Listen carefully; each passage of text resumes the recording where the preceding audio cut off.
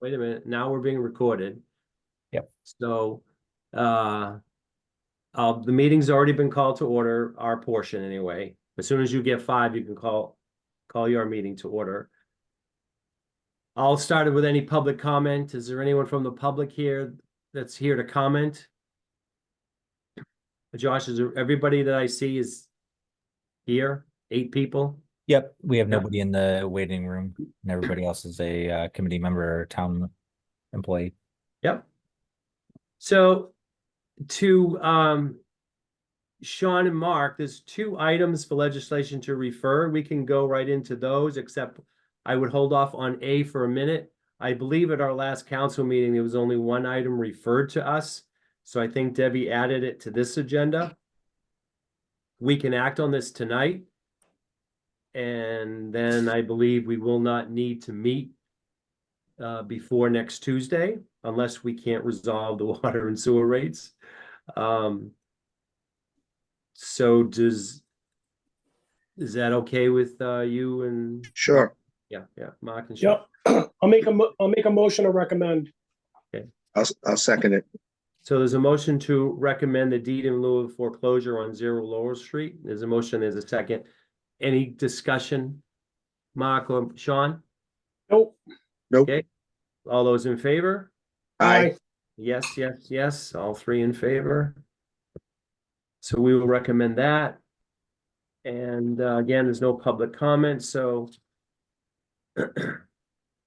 Mark and Sean, do you have any?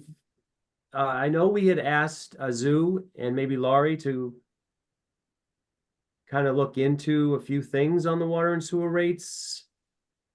I don't remember what we asked them to look into, but I don't know if Azu is still, yeah, he's there. He's still there. Laurie, do you have anything further you want to add to the discussion? I know there was some concerns about a 50% increase to the sewer only rates, and it was about a 6 or 7% increase in water rates. I don't have too problem with the water rates. A 50% increase in the sewer rates, I understand the explanation was given that, again, it's only 30% of the residents in the town are tied to the town sewer or thereabouts. And this is really an increase specifically to cover the capital expenses that have been incurred or will be incurred, or a payment that's due on capital expenses, on capital programs that have been implemented. So since some members of the finance committee here that may not have heard that, do you want to just kind of explain that a little bit again as to what is the justification for the 50% increase?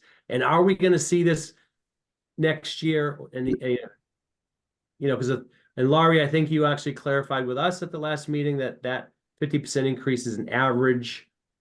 The average ratepayer will see an increase of about $35 a quarter, I believe. So those are the things that I heard from the last meeting. I just want to clarify that. Thank you, Yep. Mr. Chair. So we did check into the actual number of water and sewer users in the town.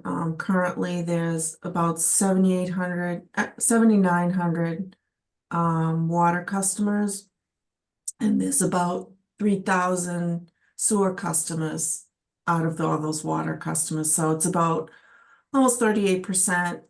Of just the sewer users in the whole town. So the reason why there hasn't been a substantial increase for the last 20 some odd years is there hasn't been a lot of infrastructure costs. So before the town of government changed to the charter, there was a water and sewer commissioner who kind of just kept the rates status quo, just to keep everything, as it was. You were right that the average user, excuse me, residential uses about 1,500 cubic feet of services. It sounds like a lot, 50%. It comes out to about $1.22 per cubic. Or cubic use. So the average bill will go up about $35 for the residential. The businesses, the commercial, the users that will use over tier one, which is tier one is the residential. Tier two is over 1,900 cubic feet. Tier three is 4,000, over 4,000 cubic feet. So the typical resident doesn't use a lot, and the cost will affect, the people that use a lot of the water in the sewer. So, excuse me. So hope that answers, and I can defer to Azu if he has some more information to share. Yeah, thank you, Laurie. Thank you, Mr. Chairman, and members of the committee and the board. As we tried to explain last week, it's unfortunate that at the end of the day, what we have is what I always call the unfunded mandates by the feds. And the sewer is actually a two-phased upgrade that we need to do. We're under the mandate because what is called TMDL, total maximum daily load that we have. TMD is abbreviated TMDL, total maximum daily load. And we are under consent agreement order to the first phase is the nitrate treatment or nitrogen treatment, which is under construction currently. And next year, if we are successful in getting the EPA to extend our deadline for compliance, we are pretty much looking for about a 7 month extension before we can do the pilot program for the phase two. Phase one has to be completed and working, and then you do a pilot test program for your phase two. Phase two is for treatment of phosphorus. And so we are going to be going out for the engineering design work for phase two, hopefully in the next 2 months. So that's really what is driving a lot of that cost on the sewer end. And as Laurie indicated, we don't have a population base to absorb all that. But in reality, when you look at it from the perspective of the actual dollar cost, it's not that extensive. And as I also indicated, a lot of at least I am a ratepayer. I am both on the water, on the sewer, and that is just about, if you will, the cost of having the sewer, and we cannot defer. We cannot defer the treatment of our sewer because we don't want to impair the quality of a Taunton River. It's just not environmentally proper to do that. So we have to comply, and that is basically the driver for what we are doing. I can assure you, the town is not in the business of inflicting pain willfully on its residents. It's just when you have some of these amenities. If I was on septic system, I wouldn't be worrying about sewer, but I am on town sewer, and so we have to deal with that. And there is no fat, if you will, in that number. And we commission people that are experts in studying these, and obviously Laurie can add more to it in terms of debt service. At the end of the day, we have to pay for that, and that's really what is driving it, unfortunately. Okay, so here's my concern is that maybe I'll wait until we get to the council and ask for clarification on this. But my concern is, yeah, today it's only $1.22. But in 5 years, when we do phase 2 and phase 3, this 0.0365 could be 0.0865. You know, it's like, you know, where are we heading with this? I understand these unfunded mandates. I don't like them, never have.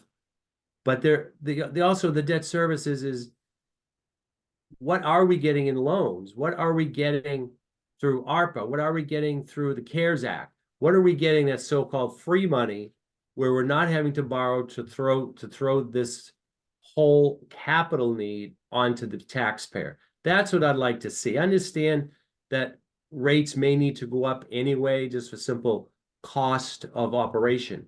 But as far as the capital expense, that's my big concern is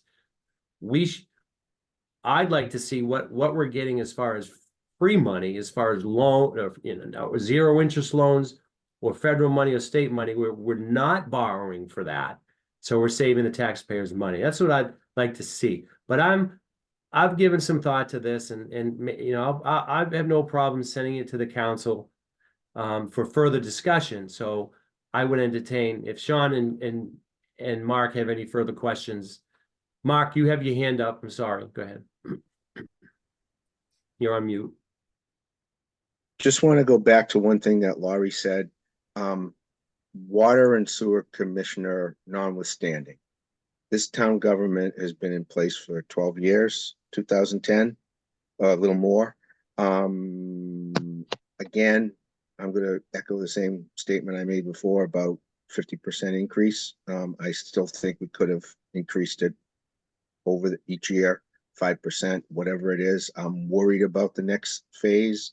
And I know this is just a recommendation, but I didn't get any more information from last week to this week, other than I got the same chart that I got last week. So I don't feel comfortable with this. And, you know, I can make a second for discussion, but I'm not in favor of it. So again, what I want to see when we get to the council, when there's a recommendation from us and a recommendation from the finance committee, I want to know what the debt service cost is for phase 1, and how much of that have we borrowed, and how much of that is so-called free money. Or if we're not aggressively, and I don't blame the finance team, if the management of the town is not aggressively pursuing ARPA or CARES Act money or anything like that, you know, we have a problem going forward. So that not everything should be. When I see other towns getting all kinds of grants and stuff for projects like this, I just want to see what the number. I know there's money there. I know there is. So that's what I wanted to see. Sean, do you have any questions?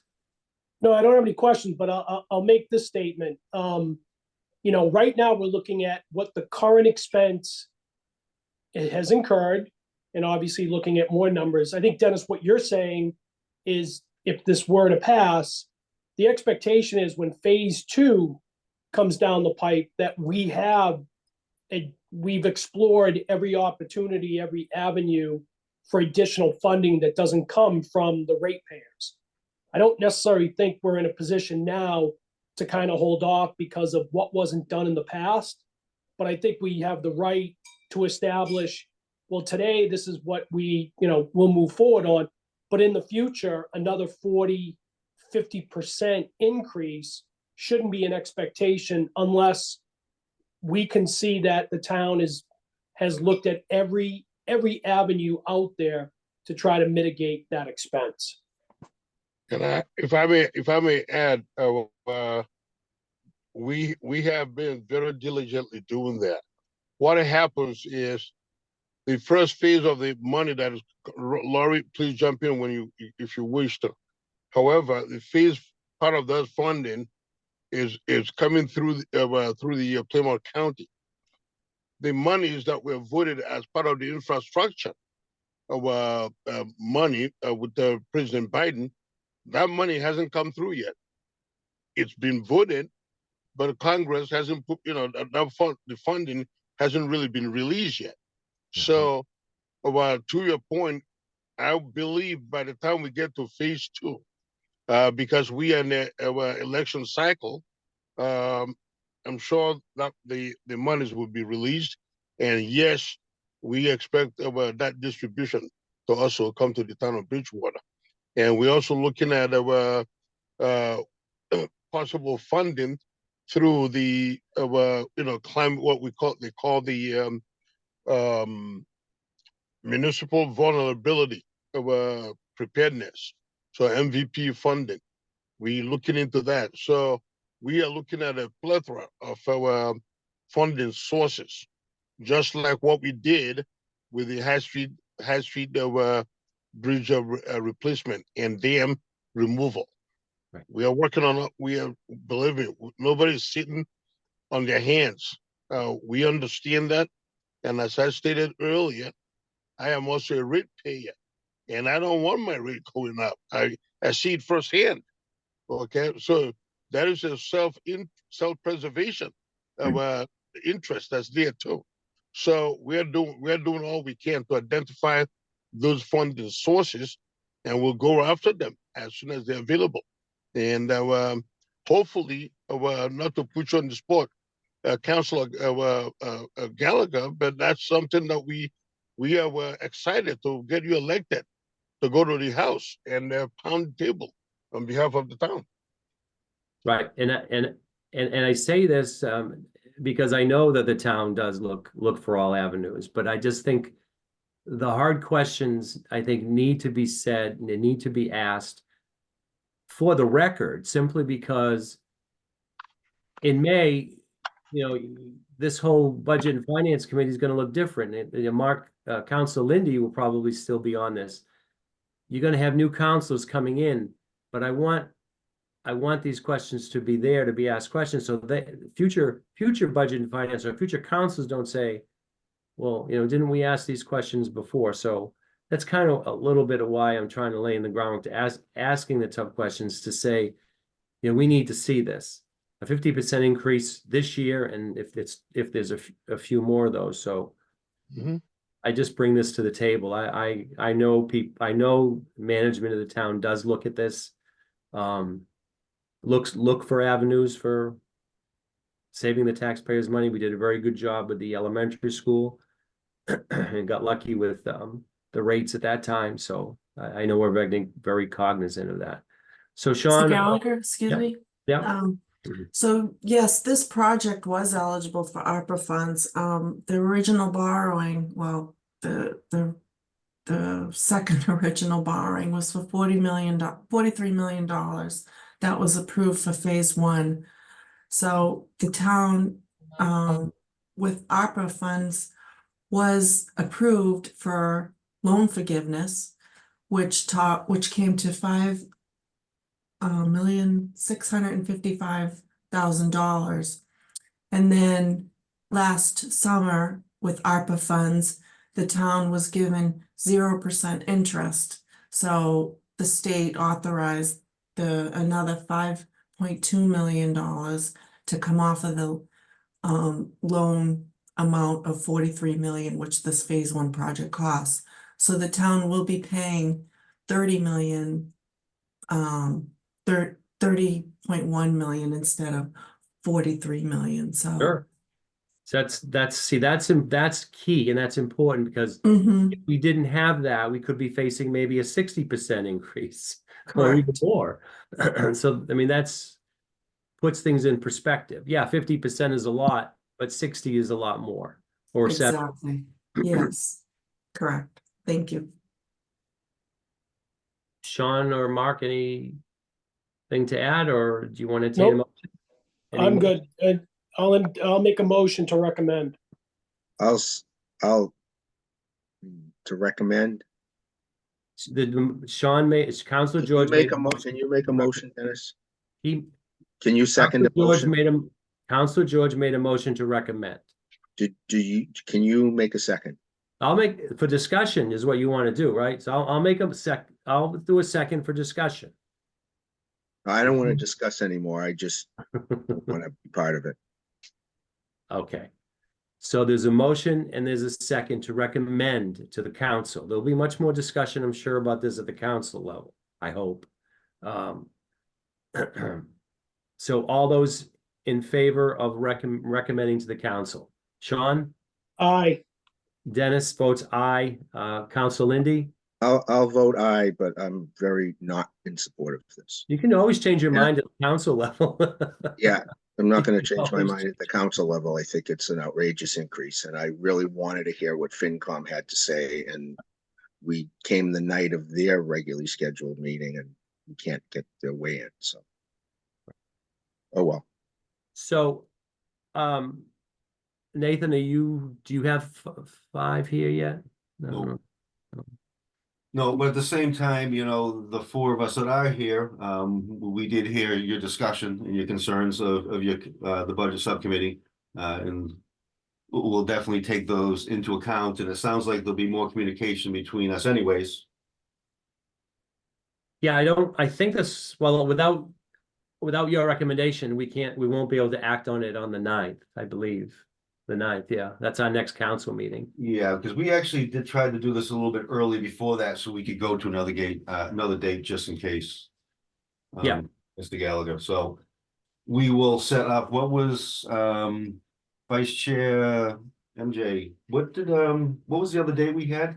The 8th? The other day that we were possibly going to do a meeting was gonna actually be, if we couldn't do today and members couldn't be here today, we were gonna try for tomorrow, but that was the only other option that we had at that time.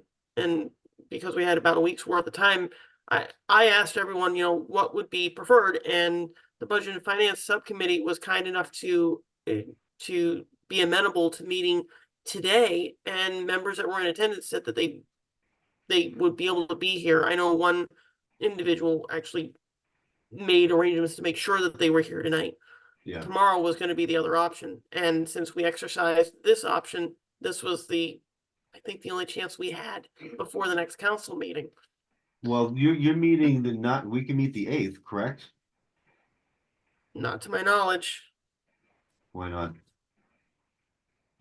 Well, I know you can, but I can't meet on the 8th, and I know I'm only one person, but I've made the last 2, and I definitely can't make next week, so.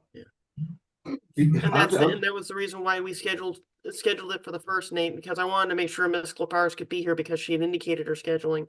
And I know a couple I other appreciate people- that, but I also said, don't plan around me. I mean, you guys can do the 8th without me, and I'm okay with that. I just can't. Yeah, Are we talking a joint meeting on the 8th? we would just, They no, don't need them. They just voted. no, we don't need to do it, we don't need to do a joint meeting, you know, we've already tried this twice. Gotcha. and Okay. It's frustrating, so we just need to meet so we can make the recommendation and get it to the town council for their next meeting. That's our Gotcha. That's our goal here. We also have public notice requirements too, so, you know, we can't just do it tomorrow either. So I suggest that we aim at the 8th.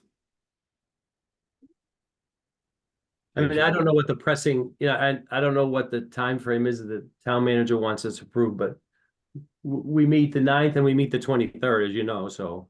All right. Your thoughts, MJ? I personally can make any of the dates that are presented. I frankly am a little bit discouraged that membership weren't able to show, because we had this notified previously and then most recently to be today.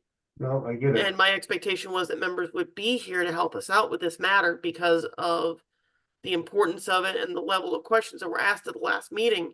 And I was hoping that everyone would be here so that we could get the information to everyone so that folks can make an informed decision. That being said, we may need to have a little bit more of an effort to discuss with membership the importance of being present. But that Yeah, aside, we're not in the meeting right now, so let's not go too deep down into that. The only thing I request, we can discuss that at the next meeting, MJ. Yeah. I hear you. The one thing I would ask is that we do it at 7 PM on the 8th. Would that work for you? I have no problem with that. How about you, Jim? Is that okay? Yes, that works. The one thing I would say, I didn't get a formal calendar invite for this meeting. It was just like a Zoom link in an email, which maybe that was just me, but maybe that confuses people if they don't see it on their calendar. Maybe they Oh, don't yeah. Oh, the Google remember a Calendar meeting one. is there. Okay, Yeah. that's a good point. All right, so Josh, let's just plan on doing that, Monday, April 8th. Yep, and I'm actually out of the office for the remainder of the week, so Debbie, I'm gonna ask that Debbie post it and reach out to everyone. Okay, and so 7 o'clock? Yep, I'll let her know 7 o'clock. Okay, that would be awesome. All right, and, okay, Dennis, I'll make a motion to adjourn. Okay, is a motion to adjourn? Is there a second? Second, and all those in favor? Aye. Aye.